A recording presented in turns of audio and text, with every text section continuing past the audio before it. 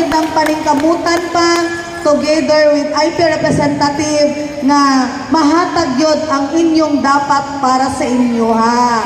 No?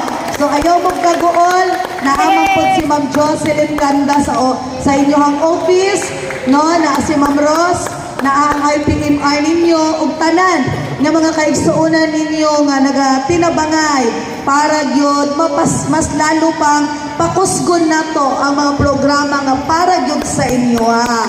Ug makasiguro mo nga ang support nako bilang inahan ninyo sa syudad, kauban si Councilor Bobby Pacquiao ug kauban ang atong mga opisyalis nga kanunay ginahatagan gyud namo og bili ang inyong katungod ug makasiguro mo nga dili mo nako pakyason sa inyong salig nga gihatag sa atong administrasyon, no? So salamat